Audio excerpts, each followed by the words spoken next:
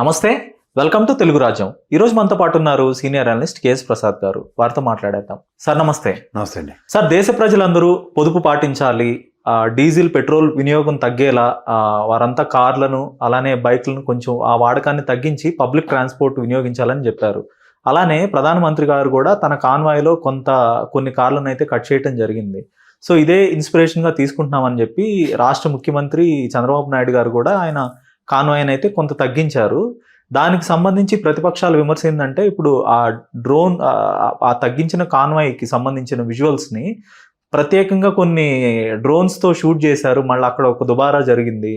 తర్వాత ఈరోజు లోకేష్ గారు కూడా పుట్టపర్తి వెళ్ళే క్రమంలో ఆయన స్పెషల్ ఫ్లైట్ని వినియోగించారని వాళ్ళు విమర్శలు చేస్తున్నారు. సో దీన్ని ఎట్లా చూస్తారు? వాళ్ళు ఓన్లీ నీతులు చెప్తారు. నరేంద్ర మోడీ కానీ ఈ రూలింగ్ గవర్నమెంట్లు కానీ ఆచరించడం జరగదు. మీకు రెండు విషయాలు చెప్తా సార్. ట్రంప్కి భయం పడకుండా, అదానీ కేసులకి లాలోచీలు పడకుండా, అదానీ అంబానీల్ని దేశంలో అత్యున్నత శిఖరాలకు అందించే కార్యక్రమానికి ఆలోచించకుండా ప్రాంప్టర్ పెట్టుకుని మీకు ఇంగ్లీష్లోనో హిందీలోనో ట్రాన్స్లేట్ చేస్తే కాదు, గుజరాతీ ట్రాన్స్లేటర్ను ఉన్న పెట్టుకుని ఆ గుజరాతీలో ప్రాంప్టింగ్ చేసి మీకు ఏమైనా చెప్పగలిగి వాడు ఎవడన్నా ఉంటే వాడిని పెట్టుకోండి. అప్పుడు నరేంద్ర మోడీ గారు మీరు చెప్పినవి సత్ఫలితాలు ఇస్తాయి. లేదా నిన్న చెప్పినట్టు నేను నరేంద్ర మోడీ గారు కూడా మహాత్మా గాంధీ లాగా ధోతి వస్త్రం ఏదో ధరించుకుని సింప్లిఫైడ్ లైఫ్ ఏదైనా లీడ్ చేస్తూ కనబడితే మనం వినాలి. వీళ్ళు ఏ విషయంలోనూ కాంప్రమైజ్ కాకుండా మనందరినీ పెట్రోల్ వాడొద్దు, డీజిల్ వాడొద్దు, ముష్టి ఎత్తుకోండి, తిండి మానేయండి, ఈ చెత్త చెదరం కబుర్లు దయించి ఆపేయండి. చాలు, ఇట్స్ ఇనఫ్. మాకేం చేయాలో, మమ్మల్ని మేము ఎలా కాపాడుకోవాలో, మా కుటుంబ వ్యవస్థ ఎలాగో బ్రహ్మాండంగా మాకు తెలుసు. చదువు సంజయ్ చాలా important. Right man should be at right place. Piyush Goyal లెటెడ్ చార్ట్ అకౌంటెంట్ ఉదాహరణకి ఆ ఫైనాన్స్ మినిస్టర్గా ఉంటే things would have been something else. ఈ నిర్మలా సీతారామన్ తీసుకొచ్చి కూర్చోబెట్టారు, ఆవిడకి ఏమీ తెలియదు.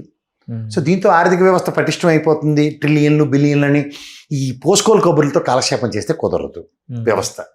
వ్యవస్థ ఎప్పుడైనా అమర్ సేన్ గారు కానీ లేదా రఘురామరాజన్ గారు కానీ ఇలాంటి మహానుభావులు చెప్పింది ఏంటంటే, సామాన్య మానవుడు క్యాష్ రొటేషన్ జరిగితేనే ఎప్పుడైనా సరే ప్రభుత్వం కానీ వ్యవస్థ కానీ ముందుకెళ్తుందని. ఇది మన నవని కొనొద్దు, ఏటి చేయొద్దని చెప్తే ఎక్కడికి వెళ్తుంది? నిత్యావసర వస్తువులు ధరలు ఇబ్బరముబ్బరుగా పెరగడానికి బేసిక్స్ ఏంటి? పెట్రోలు, డీజిల్, కెరోసిన్, ఇవే కదా. ట్రాన్స్పోర్టేషన్ వ్యవస్థను స్ట్రెంథన్ చేయడానికి మీరు పబ్లిక్ ట్రాన్స్పోర్టేషన్ పక్కనే ఎన్హాన్స్ చేస్తూ 27,000 బస్సులు ఎన్నో ఉన్నాయండి. మన హైదరాబాద్లో 2,500 బస్సులు ఎన్నో ఉన్నాయి. చాలా డిస్పారిటీ ఉంది. ఇప్పుడు పబ్లిక్ ట్రాన్స్పోర్టేషన్ నేను వాడాలన్నా మీరు వాడాలన్నా ఆ డిస్పారిటీని అడ్రస్ చేస్తూ ఉండాలి కదా. ఇప్పుడు మెట్రో ట్రైన్లు పెంచాము, లేకపోతే దాని టైం 24 hours చేసాము. ఎక్స్ట్రా ఆల్రెడీ ఉన్న వాళ్ళకే సరిపోవట్లేదా మెట్రో? రెండోది, ఇప్పుడు పబ్లిక్ ట్రాన్స్పోర్టేషన్ ఒక పక్క పెంచుతూ ట్రంప్ మీద మీకు ఉన్న భయంతో రష్యాతో దౌత్యం ఎందుకు పోయింది మనకి? ఇది గొడిగేసుకొని తిరిగి కమ్యూనిస్ట్ వాళ్ళు ఉన్నారు కదా, నోర్లు పడిపోయి ఎందులో పడి చచ్చారు. ఏం మాట్లాడడానికి ఏమి పోయి కాలదా? రష్యా దౌత్యంతోనే కదా మనకి పెట్రోల్, డీజిల్ ఏ క్రైసిస్ ఉండదు వాళ్ళతో ఉన్నంతకాలం. మనకి ఈ ట్రంప్కు భయం పడడం నరేంద్ర మోడీకి స్టార్ట్ అయింది, నుంచి దరిద్రం మొదలైంది. పోనీ ఏమైనా చేసి తెరపడిపోతారంటే ఏటీ అవదు. నాకు గతంలో మహానుభావుడు పివి నరసింహారావు గారు అండ్ మన్మోహన్ సింగ్ గారు అనే ఇద్దరు దేవుళ్ళు ఈ విపి సింగ్ అనే ఒక జడ్డి పని చేసిపోతే విదేశీ నిల్వల విషయంలో, అలాగే గోల్డ్ ఇన్వెస్ట్మెంట్ విషయంలో భ్రష్టు పట్టించిపోయాడు దేశాన్ని. అప్పుడు వచ్చి కాపాడిన మహానుభావులు వాళ్ళిద్దరే. ఇప్పుడు ఎవడొచ్చి కాపాడతారో నాకైతే అర్థమే కావట్లేదు. ఇతనితో ఏటీ కావట్లేదు. ఏమనంటే జై శ్రీరామ్, పిత్తుకు పిడికి ఒకటే మంత్రం, జై శ్రీరామ్ అనడం, మన కొంపలు ముంచడం. ఇప్పుడు 150 కోట్ల ప్రజల్ని ఏం చేయాలన్న దాన్ని గాలికి వదిలేసి అదానీ అంబానీ కాపాడడానికి ఉన్న శ్రద్ధ ఇంకా దేని మీద లేదు అతనికి. సూటు బూటు మాండు, కళ్ళజోడు ఫారంది మార్చడు, వాచులు మోడో వాచులు, ఇవన్నీ ఎవడికి తెలియవు సార్. రేంజ్ రోవర్ కార్లో తప్ప మామూలుగా తిరగడు. అటు పెట్రోల్ డీజిల్ ఎంత వస్తుంది? BMW 7 Seriesలు ఇవన్నీ ఎంత వస్తాయి కన్జంప్షన్స్? నానో కార్లో తిరగచ్చు కదా. నానో కార్ కనమే పెట్టండి. అసలు వీళ్ళందరినీ బస్సులు వేసి తగలడం అనొచ్చు కదండి. ఎలక్ట్రికల్ బస్ చేసి ఎస్పీజీ కమాండర్లు 4-5 ఉన్నాయి. రాజ్నాథ్ సింగ్ గారికి ఉంది, అమిత్ షా గారికి ఉంది, నరేంద్ర మోడీకి ఉంది. వాళ్ళందరినీ ముందు కాన్వాయ్లో పరిగెట్టించండి. 2 జీపులు వేసుకుని వస్తారు 2 పక్కలను. రండి, ముందు జీప్ పెట్టి వెనకాల జీప్ పెట్టి 4 కాన్వాయ్లేను. బస్సులో తగలరండి, ఎక్కడ పడితే అక్కడికి. సైకిల్ మీద రండి, బస్సులో రండి. ప్రమాణ స్వీకారాల కాటికి ఉత్తరింపుకి సైకిల్ వేసుకుని వస్తాడట ఒకడు. తర్వాత ఇప్పుడు చంద్రబాబు నాయుడు గారు కూడా వాళ్ళ మంత్రులను అయితే సైకిల్ మీదకి రావాలని కోరుతున్నారు. మరోవైపు వాళ్ళ కుమారుడు అయితే ఈ రోజే పుట్టపర్తికి వెళ్తా లోకేష్ గారు. అవునండి, రాజ్నాథ్ సింగ్ గారు వెళ్తున్నారు, చంద్రబాబు నాయుడు గారు వెళ్తున్నారు కదా ప్రోటోకాల్, ఆయనతో పాటు పోవచ్చు కదా. ఏం స్పెషల్ ఫ్లైట్ ఏమి అసలు ఒక మంత్రికి స్పెషల్ ఫ్లైట్ వినియోగించాల్సిన అవసరం ఉందంటారు. అవసరం ఏంటండి? హక్కే లేదు. ఫస్ట్ థింగ్ డిస్క్రిప్షన్ లేదు తెలుసా మీకు? ఏ ప్రాతిపదిక కొడతారు? పవన్ కళ్యాణ్ గారు కానీ లోకేష్ గారు కానీ నాకైతే ఇప్పటికీ అర్థం కావట్లేదు ఆ విషయం. ఎవరు ఇస్తున్నారు ఈ సూపర్ రైట్ డిస్క్రిప్షన్స్? అసలు ప్రజాస్వామ్యంలో ప్రజలు ఎన్నుకున్న ప్రజల దగ్గరికి వెళ్ళడానికి వీళ్ళకి భయం ఎందుకండి? ఏటో ఎన్నాళ్ళో ఇది పొదుపు మంత్రాలు మాత్రం భలే చెప్తాడు. తిండి తినకండి, నూనె వాడకండి.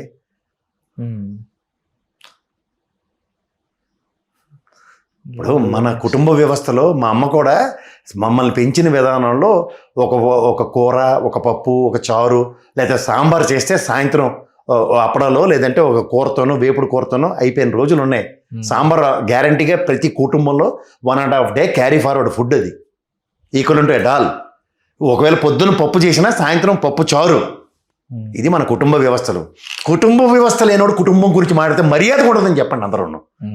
గతంలో గత రాష్ట్ర ముఖ్యమంత్రి వైఎస్ జగన్మోహన్ రెడ్డి గారు ఆయన స్పెషల్ ఫ్లైట్లు వినియోగం మీద విపరీతమైన దుష్ప్రచారం అయితే జరిగింది. చీఫ్ మినిస్టర్ డిస్క్రిప్షన్ ఉంటుంది సార్. ఈ had right to fly in any chopper.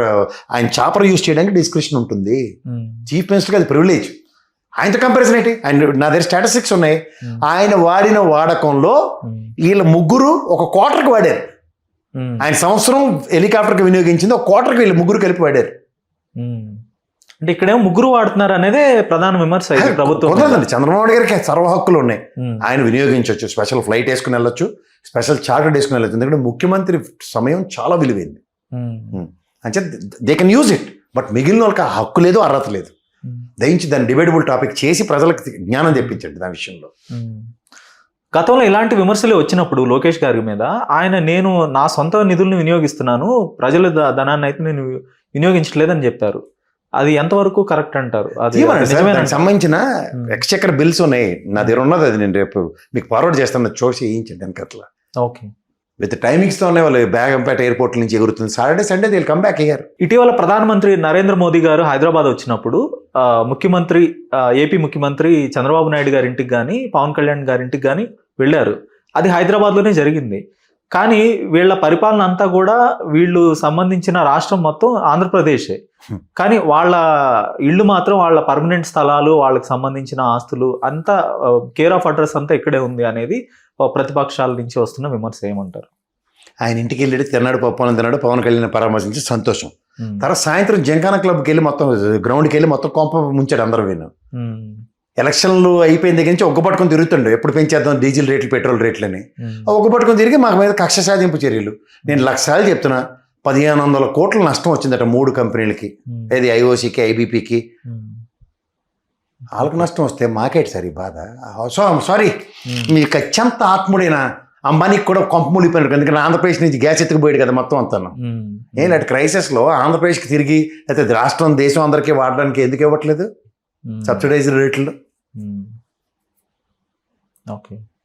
మీకు చెప్తుంది ఏంటంటే 1500 కోట్ల నష్టం వచ్చిందని పెంచేసావు కదా రేట్లు. ఇవ్వాలి మన ఎత్తికి 3 రూపాయలు డీజిల్ మీద, 2 రూపాయలు ఎంత పెట్రోల్ మీద పెంచో సంతోషం. సూపర్.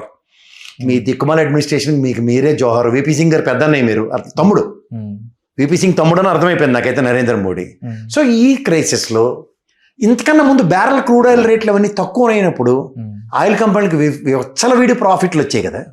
వెచ్చలవిడి ప్రాఫిట్లు వచ్చి డివిడెంట్లు డిక్లేర్ చేసినప్పుడు సామాన్య వాడికైనా ₹1 తగ్గించారా మీరు? ఆంధ్రప్రదేశ్లో అత్యధిక రేటు రూపాయి తగ్గించారు. 2014 నుంచి ఏ ప్రభుత్వం ఉన్నా కూడా అత్యధిక రేటు మన ఆంధ్రప్రదేశ్ ప్రజలే భరిస్తున్నారు. ఏం భరిస్తున్నాం కదా, ₹1 తగ్గించారు మీరు. మరి ఇందరే పక్కుడి కబుర్లు మాకు అంటే బాధపడతారు, కానీ మీరు ఆచరించరు. మీకు కాన్వాయిలు కావాలా, మీకేమో ఆ మంది మార్బలం కావాలా, ఆరబాటాలు కావాలి. మేము మాత్రం ముష్టి వేదాల్లో బతకాలా? మాకు తెలిసిన భయ మాది అన్ని మధ్యతరగతి కుటుంబాలు. మా పొదుపు వ్యవస్థతోనే మమ్మల్ని మనం పరిరక్షించుకుంటూ ఒక పూట అన్నంతో కూడా బ్రహ్మాండంగా బతికిన బతుకులు మాకు తెలుసురా భయ్. మీరు ఉన్న ఆ ఒక పూట అన్నం కూడా అలా గొలపొడిగాడనే ఆ సినిమాలో జడ్డి డైలాగ్ లాగా అది కూడా లాక్కోవడానికి ప్రయత్నిస్తున్నాడు. మిమ్మల్ని చూస్తున్నారు బాబు. అంటే కేంద్ర ప్రభుత్వం తమ వైఫల్యం చేతకాంతనం వైఫల్యాలు పెద్ద పెద్ద పదాలు, చేతకానితనం. ఈ చేతకానితనానికి దృక్పథం మీకు సింపుల్ చెప్తున్నాను సార్. కాంగ్రెస్ని ఆడిపోసుకోవడం, జవహర్లాల్ నెహ్రూని ఆడిపోసుకోవడం ఉన్న జడ్డితనం దేశం అంచెల వారీగా ఎదిగిన పంచవర్ష ప్రణాళికల ప్రాతిపదిక మీదకి ఎదిగిందన్న ప్రాథమిక అవగాహన లేని ఫస్ట్ ప్రధానమంత్రిని నరేంద్ర మోడీని నేను చూస్తున్నాను.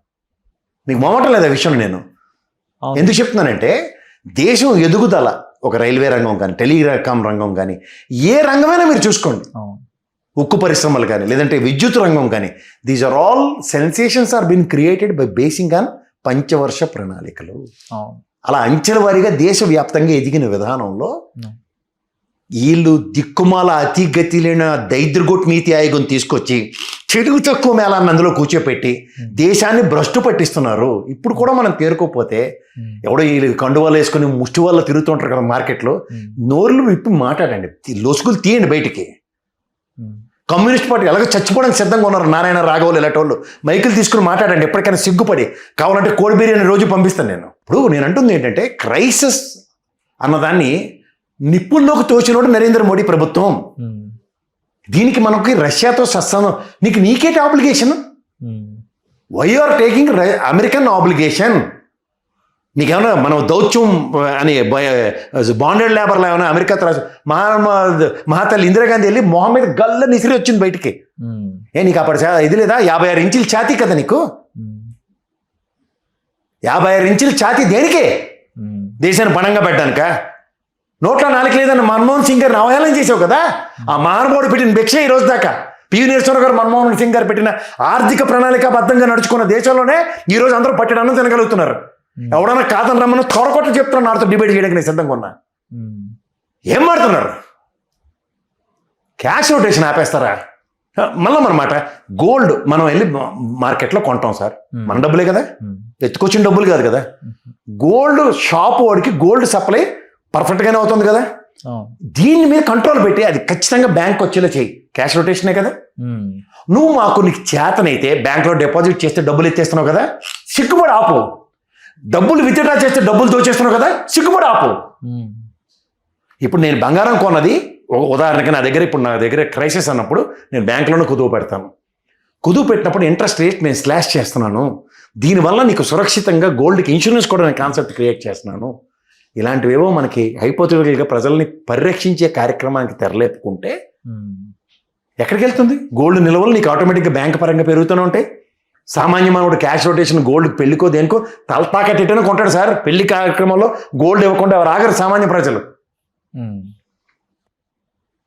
సో ఇవన్నీ గమనించకుండా ప్రాథమిక అవగాహన కుటుంబ వ్యవస్థ, ప్రాథమిక అవగాహన చదువు సంజయ్, రెండు లేనుడు పాలకుడైతే ఇలాంటి దౌర్భాగ్యం ఉంటుంది. సో ఈ క్రైసిస్ నుంచి మనల్ని కాపాడుకోవాలన్నప్పుడు వాళ్ళు ఇచ్చే తెలివి తక్కువ ఐడియాల కన్నా అమ్మ మనకి చిన్నప్పటి నుంచి నేర్పిన పొదుపు, నాన్న చెప్పిన సూక్తులు మీరు మళ్ళీ పునర్నమనం చేసుకుని బతికి బట్టకట్టగలిగితే ఉన్నప్పుడు మెటమెటలాడకుండా లేనప్పుడు కోసం దాచుకుని అక్కడికి వచ్చే పొదుపు మన కుటుంబ వ్యవస్థ నేర్పింది. ఇవాళ మనందరికీ శ్రీరామ రక్ష. దాన్ని పాటించగలిగితే, అంటే మొదటి రోజు జీతం రాగానే బిర్యానీలు తిని నెలాఖరికి ఇబ్బందులు పడే చెప్తారు కదా మన ఫ్రెండ్ సర్కిల్లో, first week golden, second week silver, third year bronze, fourth week pauper అని చెప్పేవారు తెలుసు కదా. నెలలో ఆఖరి వారం జీతం వచ్చేదాకా ఎంత మానసిక సంఘర్షణ అనుభవిస్తాం. అదే ఫస్ట్ వీక్ బిర్యానీ తినకుండా కేజీ బిర్యానీ చికెన్ తెచ్చుకుంటే 4 రోజులు పడి చికెన్ తింటాం, కూర ఖర్చు మిగులు. తర్వాత ఈ మొదటి వారం 4 రోజులు బిర్యానీలు తినే మెటమెట్ డబ్బులన్నీ ఆఖరి వారానికి పొదుపుకు వస్తాయి. ఇది అమ్మా నాన్న చిన్నప్పటి నుంచి మనకు నేర్పింది అదే.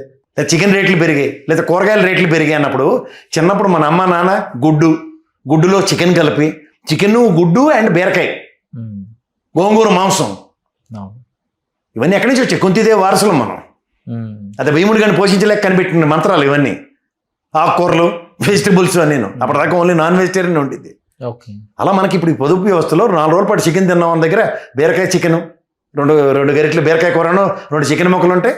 అలాంటి వ్యవస్థలోంచి వచ్చిన వాళ్ళం సార్ మనం. సో ప్రజలకు తమంతకు తామే పొదుపు మంత్రాన్ని పాటించాలి. ఆబ్వియస్లీ వాళ్ళ చిన్నప్పటి నుంచి ఆ చిట్కాలే, నాన్న, తాత, ముత్తాత, అమ్మ చెప్పిన చిట్కాలు పాటిస్తే కుటుంబ వ్యవస్థలు ఇలాగ ఉంటాయి.